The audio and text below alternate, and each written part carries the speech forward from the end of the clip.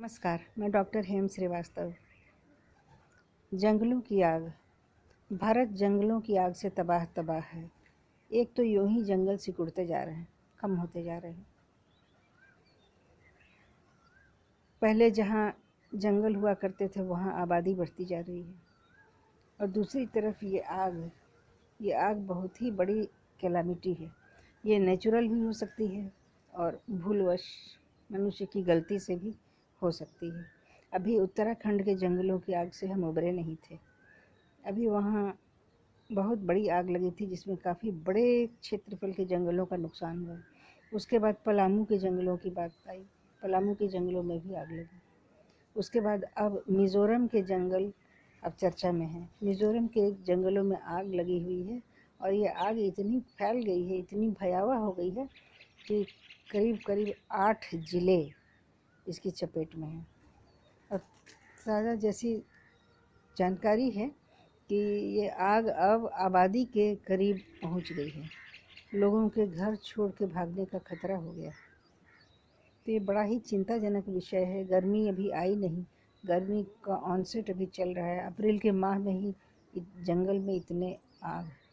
तो ये आग का कुछ न कुछ संबंध क्या ग्लोबल वार्मिंग से है? ग्लोबल वार्मिंग मतलब वातावरण का कुछ ज़्यादा ही हिस्सा गर्म हो चला है, टेम्परेचर बढ़ चुका है, और इससे जंगल की सूखी लकड़ियाँ, सूखे पेड़, सूखी पत्तियाँ इग्निशन पॉइंट के करीब है क्या, जो ज़रा सी चिंगारी से आग बन जाती हैं। और सूखे हुए जंगल अगर सूखे हुए पेड़ हैं, जंगलों में पानी कम है, गाद में पानी कम रिटेन किए हुए है, हरियाली कम है, मिट्टी में नमी कम है, और हवा में नमी अगर कम है, और अगल बगल अगर आसपास पानी के स्रोत कम है, तालाब कम है, नदियों में पानी कम है, भूमिगत जल कम है, मिट्टी सूखी है, अगर इस तरह की बहुत सारी वजहें हों तो आग लगना बहुत ही सामान्य हो जाता है। इसलिए हमें पानी की अवेलेबिलिटी को बढ़ाना होगा, चाहे वो तालाब के रूप में हो, झील के रूप में हो, कुओं के रूप में हो, गीली मिट्टी के रूप में हो, गाद में नमी के रूप में हो, कोयले के संचय के रूप में हो, या फिर खनिजों के संचय के रूप में हो, या भूमिगत जल के रूप में हो, या अन्य रूपों में हो, या हरियाली के रूप में हो, या फिर हवा की नमी के रूप में हो। हमें सरफेस पर नमी को बढ़ाना होगा।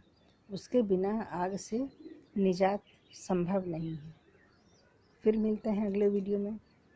जय हिंद, जय भारत।